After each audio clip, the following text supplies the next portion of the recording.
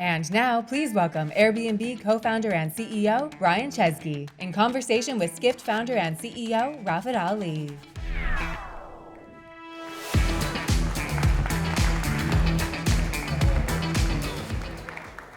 Okay, so Brian couldn't be here in person, but Brian's right. Hey, Brian, how are you? Good, how you doing? Good. Of course, thank you. And this, by the way, is not a fake background. This is a real background of Airbnb's office. And I don't know if any of you have visited Airbnb's headquarters in San Francisco. They're beautiful. Brian couldn't be here in person. Brian would love for you to come in person next year. And would love to obviously host you here again. So very anticipated interview. As always, you are the biggest interview usually of our conferences as well. So usually we talk about Airbnb, the questions around Airbnb that we talk about. We're going to talk about founder mode. So the backlash to the backlash to the backlash to the backlash that has happened. Travel industry may not be so familiar with. How many of you know what founder mode phrase that has emerged just in the last few weeks? So Brian, you may not be able to see this, but 2% of the room has heard of founder mode.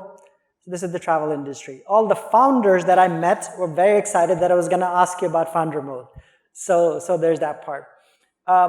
So founder mode is a term that Paul Graham, who is the founder of Y Combinator, one of the founders of Y Combinator, the most famous, iconic Silicon Valley accelerator firm, out of which Airbnb also came out, wrote this essay 3 weeks ago, maybe at this point, in which there was a speech that Brian gave at a Y Combinator event that Paul Graham said was probably the best speech he's ever heard from a founder about how to run companies that are at scale. I mean, obviously Airbnb is a company now at scale. And so he wrote an essay where he termed the founder mode versus the manager mode. Got a lot, it went viral, and a lot of folks had backlash to that as well. So Brian I'm sure you've heard every argument so far. So give me a sense of what your life has been since the founder mode got founded, and how would you nuance the phrase and the discussion since? Yeah, thank you. First of all, thank you for having me here remotely. And I'm the design studios behind me. So behind me is where you'll see some of our designers. And this space was actually designed by Johnny Ive. So just a fun fact. So founder mode, let me just give you a tiny bit of backstory. About a month ago, Paul Graham asked me, and Gary Tan, who's president of Y Combinator, asked me to do a talk. And they said, this talk's off the record. Kind of like, no one will ever know you ever did this talk. And of course, I do the talk, and it was meant to be a 30-minute talk, and ended up going 2 hours.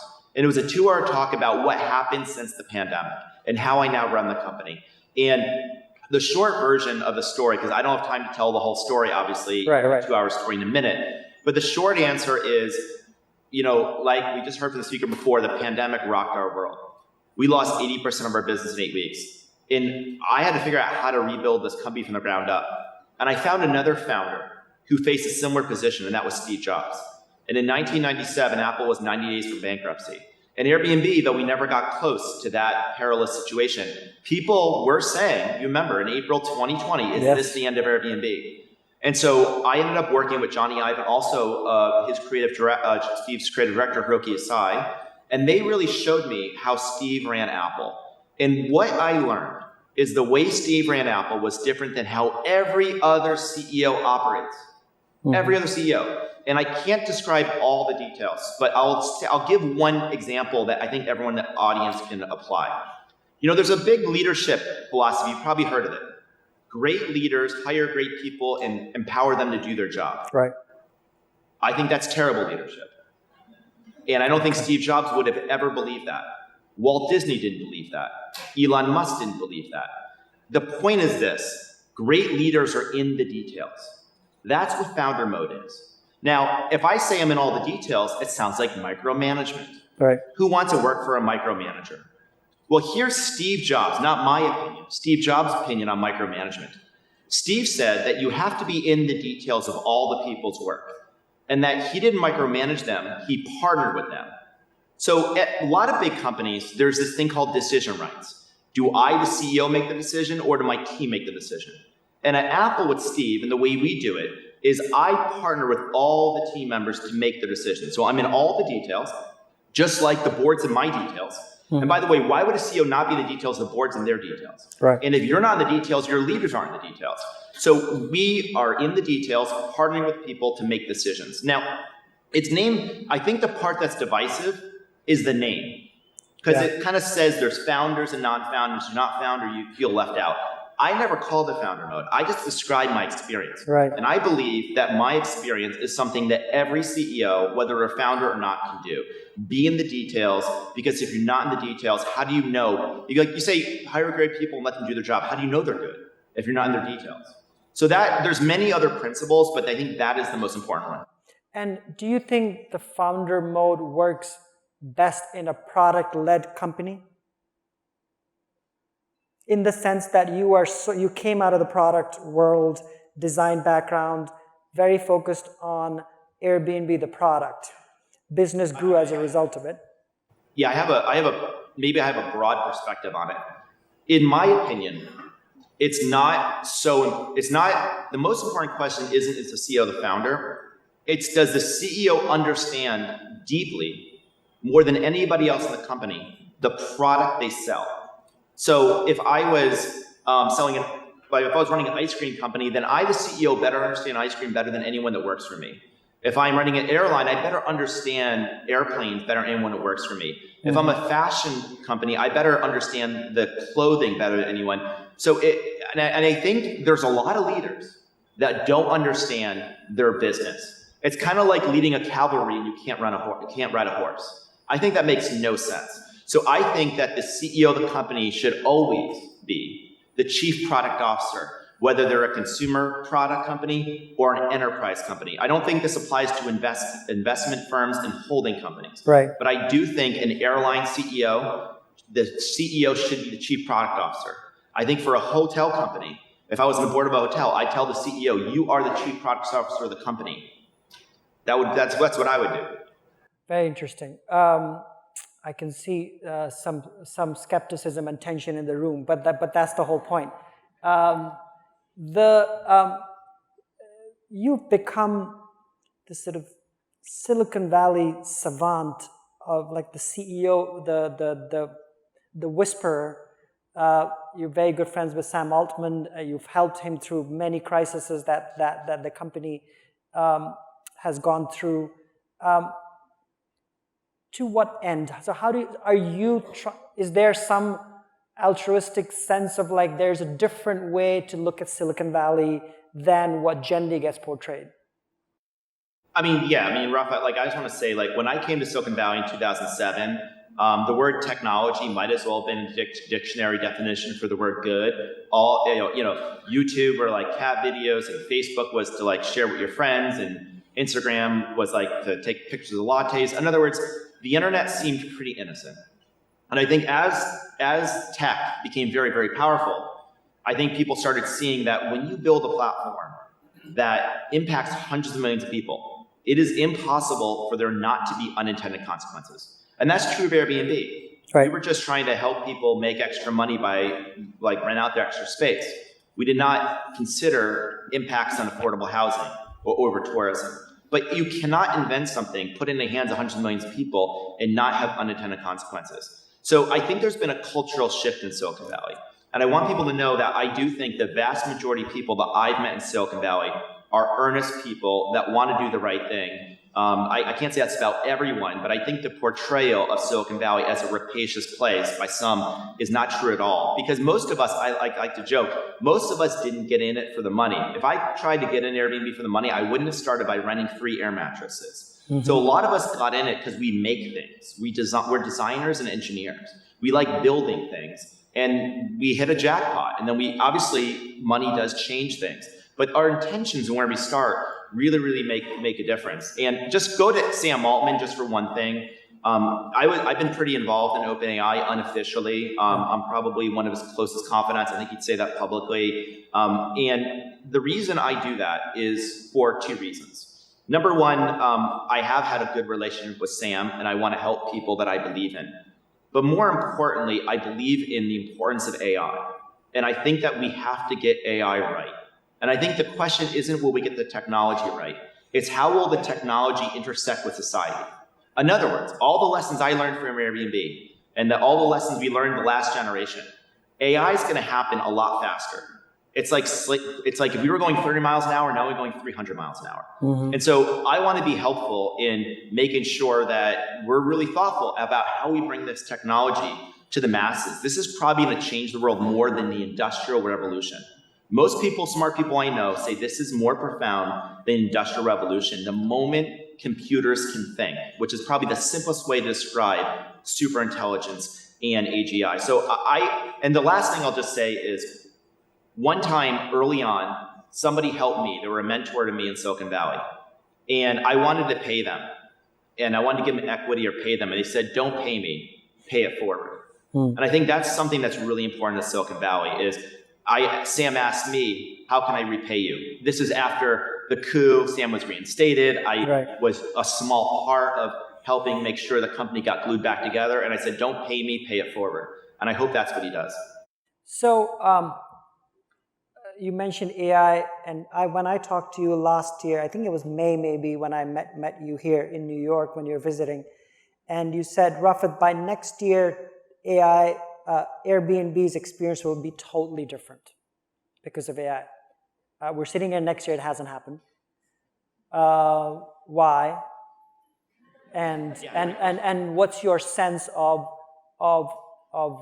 what's to come? Yeah, so I don't like to make promises and not deliver on those promises, but I'm not going to deliver on the promise of AI, and no one will.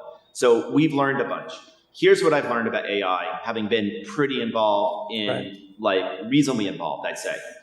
I think AI is going to change the world much more than anybody realizes. I also think it's going to take way longer than anyone realizes. This decade, things aren't going to change as much as people think. And next decade, things are going to change a lot more. So I think when ChatGPT launched, I think we imagined all the ways the world was going to change. Right. And if you think about AI as three layers, you have the chips, the models, and the applications. The chips are NVIDIA, model would be OpenAI, and apps are everyone building on top. Right. We've made a lot of development on the chips. And NVIDIA is kind of the only company making a profit on AI that I can, a true profit. Then you have the models. The models are growing very, very quickly. And you have OpenAI, and you've got Google's got a model, and Meta's got a model, Mistral, and Anthropic. There's a lot of models. But then the most important layer is the application layer. And there really hasn't been a lot of development or breakthroughs at the application layer on AI. For example, ChatGPT is not an AI interface. It's an AI model, but it's a kind of Web 2.0 interface. It's not that different than an interface from 2005, right? And same with our interface. Our interface is a pre-AI interface. So the holy grail is going to be, when do we all figure out the interface at the application layer that connects to the model? The other thing is AI has to work like 100% of the time, not 90% of the time. So with ChatGPT, if it works 90% of the time, that's great. But with other businesses like Airbnb, it's got to work a lot more than 90% of the time. So it's going to take longer, and it's going to be much longer than I think. So I think all of us are realizing AI is exciting. It's going to be bigger than we all thought, but it's going to take longer than we thought. Do you think so? It's the plumbing that will be changed first before the veneer gets changed? I think it will go bottom up. Models will have the most advanced. Probably the models have the most advancement, but you have the models and the chips. The chips, it's kind of a monopoly. I mean, NVIDIA, it's kind of the only game in town. The big question with NVIDIA is that a sustainable, a durable moat? Or can other people, do they purely have a technology lead? Or is there some kind of permanent lead that's going to make it very difficult? If it isn't, you're going to see a lot of people go into chips because there's a lot of money to be made. Models, there's already tons of people doing it. OpenAI is clearly the leader, but that is a pretty big space. But I do believe that all the money, the 99% of the money, is going to be what we call the economy in the future. Like when we use the word economy in the year 2035, we're going to just mean apps. We're going to mean the applications on top of the models. That's what we mean by the economy. That's where most of the money is, and it's going to take a while. So first you can see the apps change, and then you're going to see the service layer on top of the apps change, and then you have a societal adoption. And each of those is going to take years, kind of like self-driving cars. It's not enough for the technology to work. We got to actually get them all on the road, and then the fleet's got to turn over. And that might take another 10 years after the technology is available. So there's going to be a very long societal adoption of AI that's going to take 10 to 20 years probably. Peter Thiel says 20 years. I don't know if it'll take that long, but it'll take a while. Coming back to 2024, the numbers are showing that your growth has slowed. Is the thrill gone? In terms of is the thrill of the fast growth gone for Airbnb? The analysts are asking, is this now structural versus cyclical for Airbnb in terms of the growth rates? Yeah, let me. There's many different ways to answer that question, so I'll answer it in a personal way. Okay. I'm 43 years old, and I plan to do this for a couple more decades at least. I'm having more fun than I ever have. And I think that the most exciting part of my career and the most exciting part of Airbnb is in front of us. Again, one of my heroes is Steve Jobs, and imagine if Apple never launched the iPod. Imagine if they never launched the iPhone. Imagine if they never created the Apple retail store. Imagine if all they ever did was sell iMacs. Well, let's take another company, Amazon. Imagine if the only thing they ever did was sell books. How big would Amazon be? So to answer your question, why would Airbnb just offer homes? Why couldn't we offer significantly more things? And that's the future of this company. But can I? We're not in OTA. We do not do alternative accommodations. Alternative accommodations is what Booking.com does.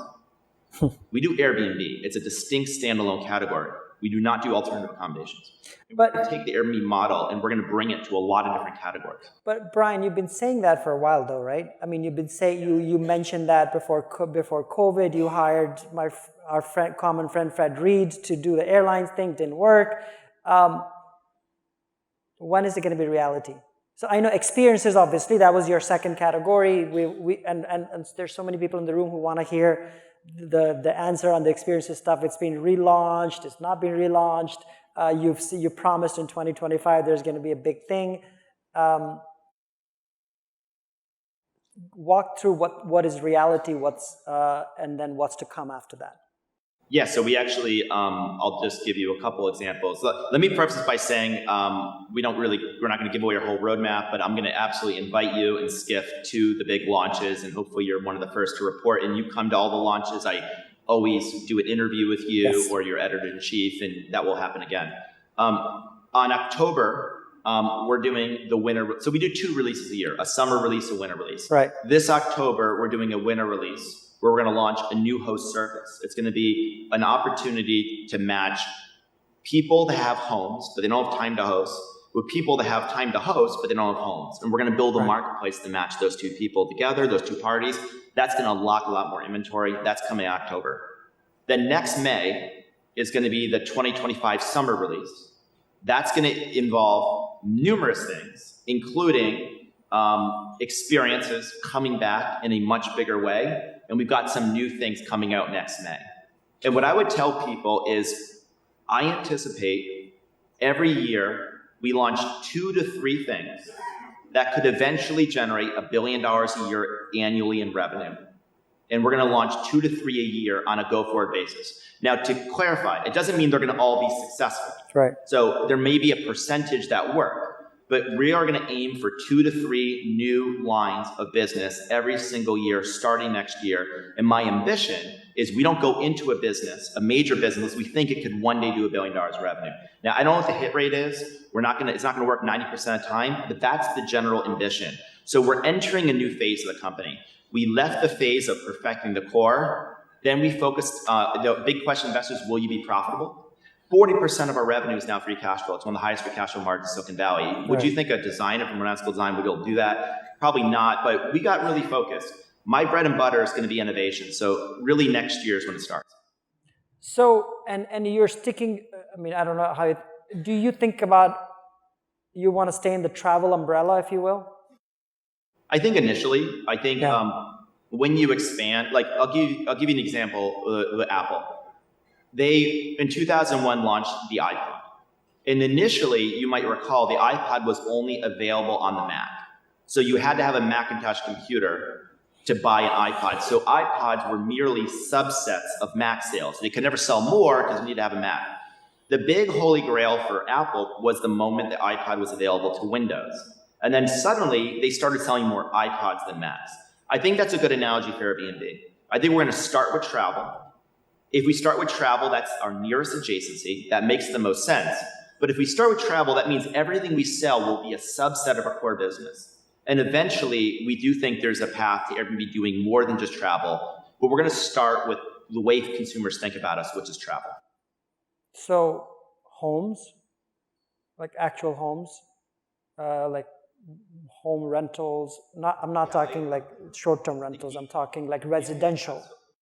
100%. 100%. And not only 100%, 17% of our business today are stays of 30 days or longer. Yeah. So that has held up. That's a fascinating thing that's held up. I think 14 or 13% before the pandemic.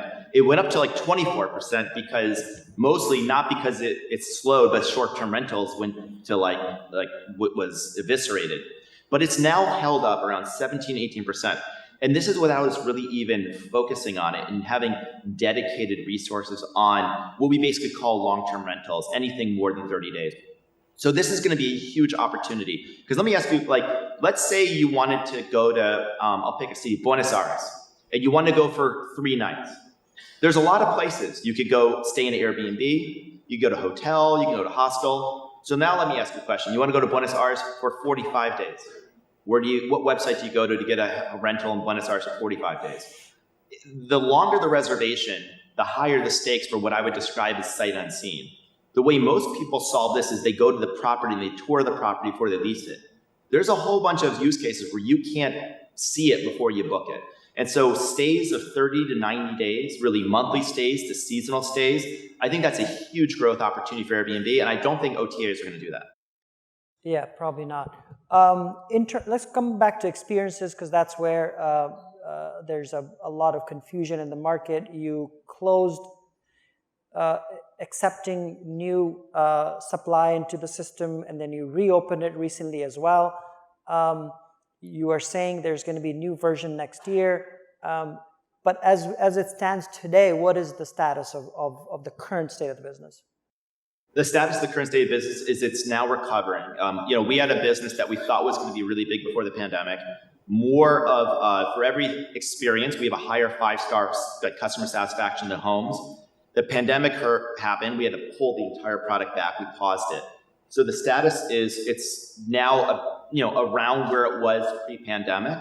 It's recovered. It's doing really well. We've optimized it. It's much more efficient than it was before the pandemic. So in other words, it's a lot more profitable. And what we're focused on is the next generation of this product. So that's what we're doing. But people really love experiences, the people that do it. The biggest problem with experiences is just not a lot of people know about it and not a lot of people use them. Right. And so people are surprised when they go on. They're like, oh my God, this was actually the best part of my vacation. Are you going to sell, for instance, trip to the Eiffel Tower type sort of generic stuff? Will that come in? I know you don't do it today, but is that possibility of competing with some of the other players in the market? Yeah, I mean, we think that like when people go to Paris, they want to see Eiffel Tower. When they go to New York, they want to see Empire State Building or the Statue of Liberty. So we call those really kind of iconic landmarks. And we think there's a way to do it with a bit of a twist. What's the local way to see the Eiffel Tower? So I think we're going to have a unique product. It's going to be more local, a little more authentic than what you might consider the kind of mass tourism activities. But we are absolutely going to cater to people that want to see the iconic landmarks. So you're saying you're on the founder mode on the experiences part today? 100%. I am in the details with the team. I spent a couple hours right before this meeting with the team. And, I think of it as I like to think of it as like, I'm not telling them what to do. They're not just doing their own thing. We're kind of in a room solving problems together. Like a problem is like, how is it going to be different this time? How are we going to talk about it? And like, they're really brainstorms and discussions. And that's kind of what I do. I spend a lot of time with our teams, just in meetings, in just working through problems with them. Okay, so we have a lot of issues still to go through. We may have to extend some of the time on here, Brian. We're sitting here in New York City. I know this is your favorite subject coming up, Brian. I love it. Everything that you guys have been arguing has been validated 100,000% over. Okay, go. Oh, I think you're talking about the New York City situation. Yes. Let me just do this. So there's been this giant question. What happens when you ban Airbnb in a city? And for 15 years, it was a theoretical question because we didn't know the answer to the question, what happens if you ban Airbnb? And so a city, New York City, decided to play out the experiment. And so we now have a year of longitudinal data of what happens when New York City bans Airbnb. And here are the results. There's two results. One's expected, one's unexpected. The expected thing is that because there's no Airbnbs on a short-term basis, the only place to stay in is a hotel. So therefore, hotel prices went up. And hotel prices on a year-over-year basis have gone up 7.4%. So that's not unexpected. So the next question is, well, what did it do to housing? Because at least the stated reason to ban Airbnb is to reclaim housing, to put it back on the housing market, to make housing more affordable. So what's happened to housing in the last 12 months? It turns out the average rent in New York City is up 3.4%. And there are not additional vacancies than a year ago. So hotels are up 7.5%, rent is up 3.5%, and hotels, I mean, just one other detail, Rafat, like I'm from Albany, New York. I'm from upstate New York. Right. My parents are social workers growing up. So when we would go to New York, you know what we do? We wake up at 5 a.m., we go on the Amtrak train, we take like the 6, 7 a.m. train, we go down, get to New York at 11, I'd spend the day in New York at like 7, 8 p.m. Then we go back in the Amtrak train and get back to like Albany at like midnight. And this is how a lot of people travel to New York. And the reason why is it's just too expensive to stay there. Now, this is a bummer. It's worse though, let's say if you're a patient that has to go to Sloan Kettering and you can't afford to stay overnight. So I think we want to make sure that when we have regulation with cities, it's a win-win. And when I look at New York, the only people that seem to have won are hotels. I don't think New Yorkers won. I don't think the city won. I don't think people visiting New York won. I think the only people that won were hotels because they can charge 7.5% more. The hotel people seem very happy here. Do you think I spoke to your colleague Jay Carney earlier at our conference earlier in the year, and I think he said something to the effect that we think there are solutions coming in New York. I know they have, the law is passed, but do you think there's still an opening there for more negotiations in the city? I think so, and the reason why is New York is not obviously one person; it's many stakeholders, and those stakeholders change, right? Over time. And so I think there is absolutely we want to make it work with New York, and we want to collect and remit hotel tax. We want to generate tax revenue. We want to oblige to the registration system, make sense to the city of New York that may limit the number of nights. There's a variety of ways that we can work with the city of New York. And maybe just to point to a positive example, though it's not without its complications, but the city of Paris. We've had this interesting relationship with the city of Paris. And they've had their own relationship with Airbnb. But a year or two ago, we started getting in dialogue about the Olympics. And it became very, very clear that they didn't have enough housing in hotel rooms for the Olympics. And so we worked with the city of Paris, and we essentially added more than 50,000 apartments in Paris, I believe. And we actually, during the Olympics, had 500,000 people stay in Paris in an Airbnb during the Olympics, which is as many as about 6 Olympic stadiums worth of people. So the Olympics, as we know it, wouldn't be able to continue their Airbnb, meaning at that price point, that number of guests. And so my message to New York is we don't want to be the problem. We want to help you solve your problems. And that's only possible partnership. And we are conciliatory. We do want to figure out a way to make this work. And we're always ready to partner. Barcelona has said that they will ban Airbnb in 5 years. I don't know why it's such a long timeline, the mayor, but that's Spain, so everything works in their own cycles. And then married to that, the summer of overtourism hell in particularly Southern Europe, which I'm sure you're very aware of. You're in the middle of it as well. What's your sense of how that gets solved, and what's your role in it? Yeah, I mean, overtourism. What is overtourism? Since this is a travel conference, I think this statement I'll say now will be sympathetic. I don't think any of us believe there's too much travel in the world. Yeah. I don't think any of us believe there's too much tourism in the world. I think what overtourism is too many people going to the same place at the same time. That's overtourism. I think we can all agree that cities have a capacity, and that when you overflood a city, then the locals get driven out. It can feel like a museum. It's crowded. There's selfie sticks everywhere. And so the antidote to overtourism is one of two things. Either fewer people traveling, which I don't think at a travel conference we would think is a good idea, or redistribution. Distribute people along a calendar of different days and distribute them to more destinations. So I'm hopeful that that's the solution to overtourism, not fewer people traveling. So for example, when I went to Paris, one of the things that the officials in Paris said at the national government level said is, we also want to figure out how to get people to other parts of France. And the reason why do so many people go to Paris? And this is probably something that we online travel companies, OTAs, and online travel companies contributed. The reason is we all have a search box. And the search box is what we call a fill-in-the-blank question. We make you type a city. Airbnb is in 100,000 cities. I guarantee you people can't think of more than 100 places to type. Sure. And so they type all the same places. And so they type Paris and Rome and New York, and everyone goes the same place.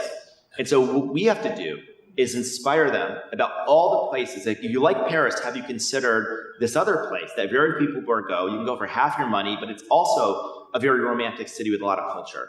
So I think the holy grail for overtourism is redistribution of travel. But that requires us in the travel industry to inspire more long-tail destinations. So a lot of discovery innovations to come, particularly using AI, et cetera, as well. The matching part. For this, I think AI can help be like the ultimate travel concierge that could introduce you to this really long tail of markets. But again, as I said before, I think AI is going to take a lot longer than people thought.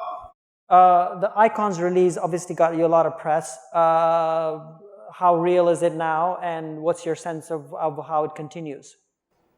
I mean, it was so Icons are like, the way it started is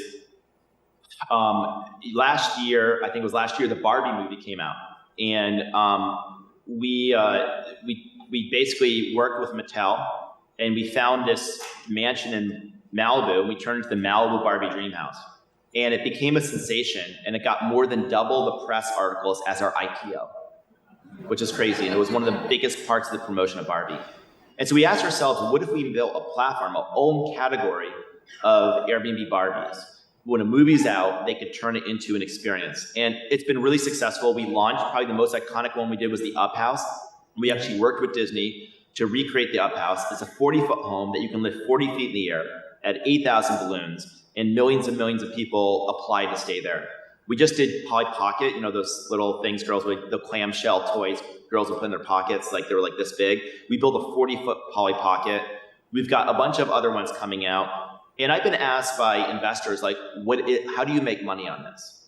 And the answer is we don't. This is basically marketing. It's an alternative form of marketing. It's an alternative to advertising. So we see it as marketing. And as marketing, it's very, very successful at driving conversation, driving traffic. And it is especially helpful in three areas. Young people, social media, and emerging markets. So young people obviously like all this IP, whoever wins, the new generation generally wins the future. Social media, this stuff ends up on TikTok and ends up on Instagram. I do think social media will eventually rival Google for travel search, right? Like a lot of people used to go to Google for search. Now they go to TikTok or TikTok, Instagram. definitely, right? It's a little more top of funnel, a little lower intent. So maybe a little bit, but it's a lot of volume. And the third is international markets. Icons are a great way to go into international markets. Like we got Janvi Kapoor, one of the biggest Bollywood actresses in the world, and that was massive in India. And it's hard to in markets to do advertising, go from 0 to 1. So we think this is a way to warm the water, pre-advertising in markets. And so in terms of marketing, you're very famously very focused on sort of not performance advertising, but more sort of brand marketing. And so can we play this quick video that's there that is an ad for Airbnb? Go ahead. The thing about traveling with your kids is that each year they get bigger, but the hotel stays the same size. Get an Airbnb and get room for everyone.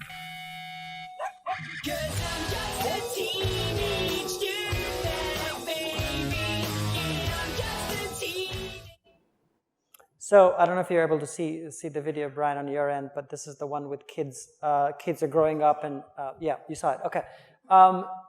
Where are we now with sort of the brand positioning? What does this signify, and sort of how are you thinking about brand marketing today?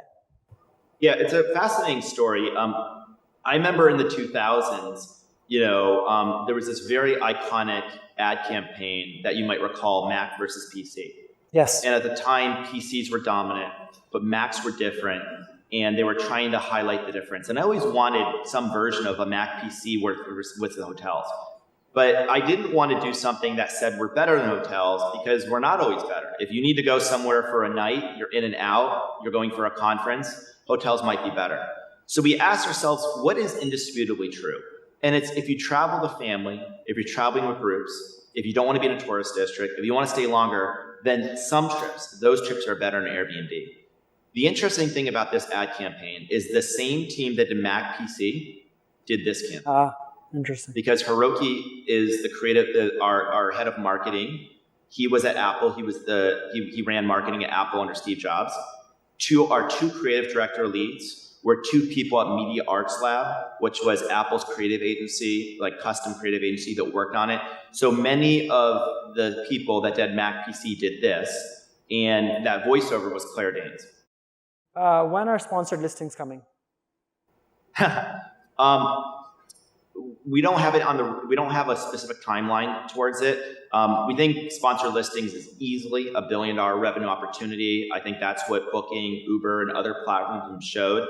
I've said before, and I'll say again, it's not the most perishable opportunity. Jeff Bezos said you should do the things that are perishable before the things that are not perishable. So it's not the most perishable opportunity, but it is absolutely a huge opportunity. And we think it's a big part of our future opportunities. I mean, the Wall Street folks will ask you for margin expansion. And so where does, is it more take rate? Is it more sponsored listings? Is it more ancillary? Obviously, you're saying new categories. We totally get that.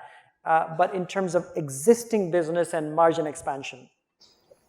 Well, listen, I think in the long run, we can massively increase margin expansion in the long run, meaning in the coming decades.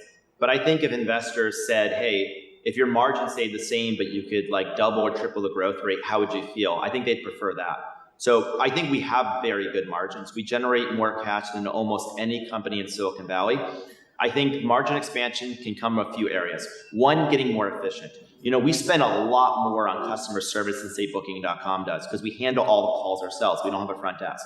We can be much more efficient with customer service, and AI can handle a lot of the tickets that agents would have handled, so they can do more like complicated things. So we can do a lot on margin expansion through just efficiency. Then there's upsells. Like we now sell travel insurance. It's not fancy, but yet everyone sells travel insurance. It's kind of, very high margin, goes to the bottom line. So there's a lot of ancillary services we can do there. But the most important thing I just say is, again, most of these new things we're going to launch are going to be about growth rate. that's the real thing. We would like to significantly accelerate the growth rate of Airbnb. We think fundamentally the way to do that is to launch new products and services. Let me end with this because I know we're over time. What's the most exciting new market for you from a global perspective that you're excited about or you're spending a lot of time on? Japan. Interesting. Explain. I think Japan is if I'm not mistaken, third largest economy in the world after China and the US. Yeah. It's a huge travel market.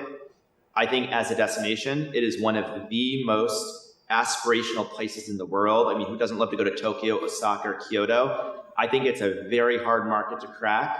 It's really different, but unlike China, American companies have succeeded in Japan. And so I'll just pick that market, and you should expect some big things from us in Japan. And China is not back on the roadmap for you.